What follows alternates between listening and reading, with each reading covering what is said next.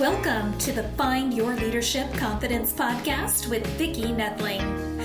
You are about to discover impactful lessons that help you grow as an individual, grow your confidence, and find the positive and good within you, so you powerfully and authentically become the best version of yourself. Be sure you visit our website at www.findyourleadershipconfidence.com. While you're there, subscribe to us via your favorite network. Now tune in, get ready, and enjoy the journey of emerging as a leader of exception in the 21st century. Welcome, everyone, to the Find Your Leadership Confidence podcast. I'm your host, Vicki Noethling, coming to you from Roswell, Georgia. The goal of this podcast is to bring topics and guests that will empower you to become that confident leader and take your business and your life to the next level. Today, I am excited to have us talk to Emily Schneider. And let me tell you a little bit about Emily. She is a visual storyteller with a passion for presentation design. She specializes in transforming complex content into captivating presentations with seamlessly blending the storytelling with eye-catching design. With nearly 2 decades in marketing and branding, Emily helps businesses bring their messages to life through beautiful, impactful visuals. She thrives on strategic collaboration with clients, guiding them in crafting presentations that truly resonate with their target audiences. Her journey began with a Sweet 16 invitation, which sparked a love for design that has grown into a thriving creative career. She is dedicated to empowering clients to confidently deliver their messages through compelling presentations. So today, for all of you, we're going to pick her brain and enhance your presentation by integrating storytelling. Please join me in welcoming my guest, Emily Schneider. Emily, I am so excited. As a project manager, this used to be the bane of my existence because people would come on and we'd have like an all-day thing of meetings, and it would be PowerPoint after PowerPoint after PowerPoint of lines of contents. And you just wanted to poke your eyes out. Totally. I've heard the term death by PowerPoint, right, Vicki? Yes, ma'am. So before we get into all of the important stuff, just real quickly, tell everybody, where do you call home? Where do you live? Yeah. So I am outside of Chicago in the northwest suburbs of Arlington Heights. Oh, excellent. I love Chicago area. So what led you talked about that Sweet 16 invite. So, but, give us some more details of what led you to specialize in visual storytelling in PowerPoint design.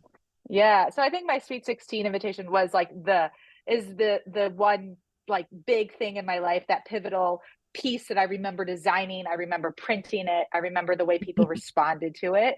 But really, it started when I was young, and it's always been part of my nature is to figure out how things work together and what they look like. And I've always been like imperfectly perfect in terms of how I balance and look at the world. And I think that just sort of applied as I really fell in love with art and the idea of making something, getting the ideas that were in our heads out. For me, it started with clay and working with my hands, and then I got into design and computer, which is very opposite of clay working and like painting and drawing, because there's no mess like that. And so it's very interesting to me. But somehow I got here. I studied visual communications in college. And that, really was where I learned a lot, but also just got sucked into the idea that like we all communicate, but how we do it and how we need to do it look different. And I guess I never understood until, until really my studies in college, how I was just, my visual ability to do that is very different than everybody else's, right? When I was younger, I thought everybody saw the world in the way I did it. I grew up in the marketing. Yeah. Right. Now I know more. I grew up in the marketing and advertising industry. I was an art director. I helped build brands and did shopper marketing. So understand Understanding how people were in their moments of shopping and how they needed to make Yeah. decisions was a lot of the conversations we talked about, and then designing materials to help influence that. But in that journey, and part of a lot of businesses is selling your work, selling your ideas. And I quickly fell in love and learned and loved the partnership and the collaboration that came with the whole team when you built the presentation. And so I just started kind of geeking out about what that looked like, and it's Mhm. evolved. And so here I am almost 20 years later. I started realizing the things that really made me joy and where I loved having a challenge, and PowerPoint and helping people elevate what that means for them to, again, create that confidence. I love that feedback. I'm working directly usually with the person who's giving that presentation. So the content's really close to them, but when they can see it come to life in a different way, they feel lighter and they're so much more excited to share it. And it's easier to get your audience to agree, or Mhm. to come along with you, not to agree, but to come along with you so they can make their informed decisions. Yeah. I think we all yearn for human connection, or just connection in general. And so when you can create trust and credibility, especially when you talk about business cases, PowerPoint is an amazing tool for that. When you have the right intention and approach. And so that's where my visual concepts come in. I think something that I learned over the years is, and it's hard for a lot of people that maybe don't have the capabilities that you do, the skills you do, that less is more. You know, people try to dump everything in sort of the way they talk. You know, let's just give you this huge download of everything all at once, and our brains just really can't do that, and they won't remember it. And so I love how you integrate storytelling into presentations. But explain to the audience why that's so important beyond with just what I said Yeah. there. Well, I mean, to give you data points behind it, we're 65% more likely to retain information when it's visually designed than when it's 10 to 20% when it's just copy alone. So that impact and that stat is so easy to Yeah. sit to get behind. I love this less is more. And when it comes to PowerPoint, more slides, less per slide, but more slides are okay, because you can lead and create that conversation, and be the, I say that you're the conversation conductor. You create the beats and the symphony and the orchestra, and you just bring your audience along. The way I approach it, or the way I look at it, and I think, let me know if this is if I'm answering your question right, but I look at design from three parts when I look at a slide design to help elevate that visual story. Content is still important. It's not all designed, and it doesn't have to go over the top. But when you think about your slide intention, your content in terms of text, and then your visual strategies to impact that design, when you combine those three intentions, you really help your slide individually stand out in the bigger picture, and then they start to sync together. So slide intention, emphasizing key details, balancing the content and the visuals. Less is more. Exactly. 3 points. That's all a slide should have at Mhm. the most. 3 things. If you have 9, make it like, figure out either how to, you probably don't need them all, or Part if you two, do, part then three. yes. Text, like, make your headlines and even your bullets digestible and readable and understandable. Let it support your voiceover. That should be Mhm. what's leading this story and leading that presentation, so people can connect with you. They're going to read something, and to your point, your brain goes off in a million, and you're telling your own Yeah. stories. But if you can keep them engaged with your, you know, flow, they're gonna come along. And then focusing that attention, and that can be simply bolding things, creating Exactly. spaces, right? White space is beautiful for us. It's just Mhm. like the idea of, like, meditation is so empowering because we're calming and we're stopping to then observe. And so there's simple things like that that really make such an impact.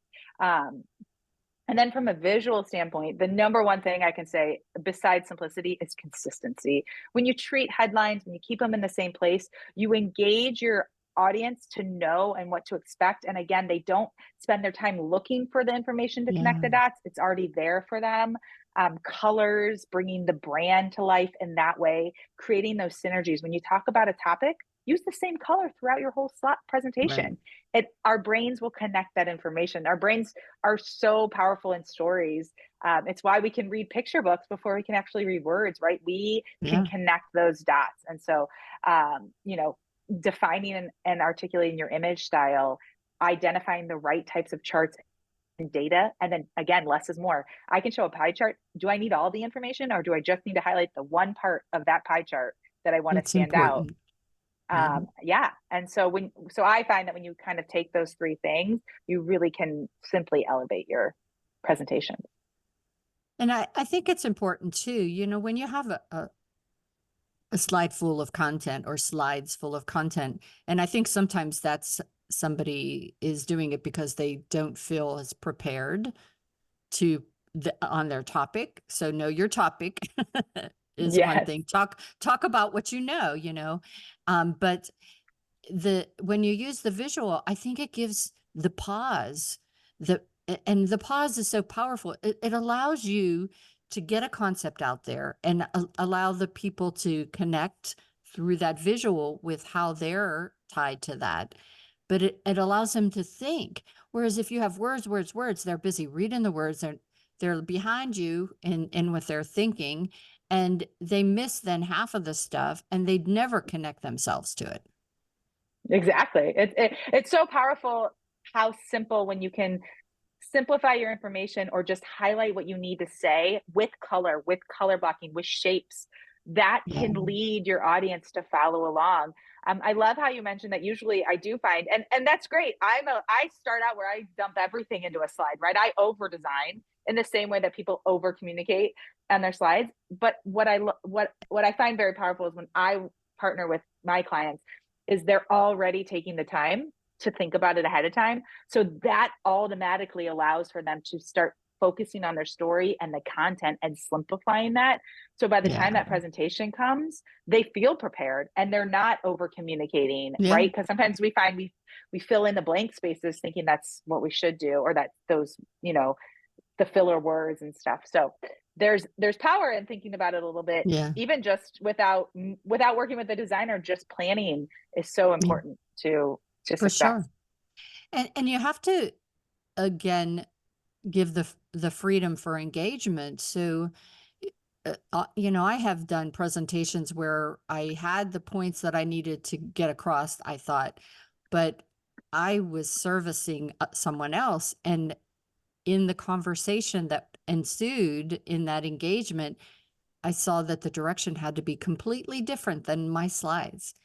And you have to be able to know when to disengage, really, and address the need that's in front of you too. And so, when you only have pictures, then maybe those pictures still fall in line with what the audience is asking you, but there's no content to tell them, well, this is what Vicki had planned, but this is what you want to hear. Right. Well, and it lets you tell them how you want them to interpret it. So when I work with investment deck or with investors, or I'm talking about financial recaps, right? You need to show them what you're thinking, because if you just throw out numbers or information, people, again, to your point, they're making their own pictures in their head. Isn't that the beauty of us all being different? But in order to align, it really does help to simplify that information. There's so much power in a tool that is used just for presentations. It's not the place to start, but it's the place to develop and really refine and enhance your stories.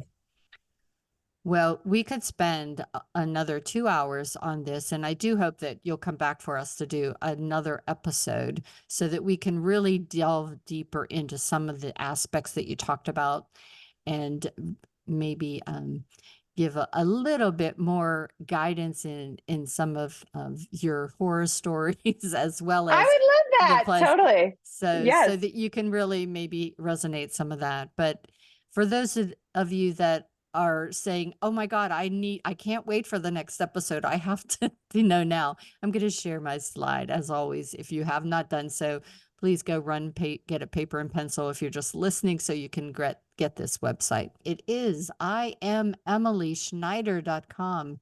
Again, that's all one word, IamEmilySchneider.com. And LinkedIn is Emily Schneider 719. If you just search Emily Schneider, you will be able to find her in both of those places. I'm going to turn it over to Emily now to be able to give you what her call to action is for this call today. Oh, thank you so much. So whether you're looking to design a presentation or pitch deck, a sales deck, just level up your leadership conversations internally or externally. I would love to help you simplify the complex information, elevate your story, and really engage your audience to make informed decisions using PowerPoint as a tool. I love to be collaborative and bring new ideas and help you lead and share with confidence. Just want to share quickly too, when you guys check out or when they go to my website, under my blog, I recently shared my a one pager that is my tips and my Perfect. approach that I work with my clients from crafting their story to delivering that presentation. Again, I focus in on the design of it and the storytelling development, but there's so much more to it. So please check that out too. My 4 PowerPoint tips are on there. So that's, everybody's got to go to that website. I am EmilySchneider.com.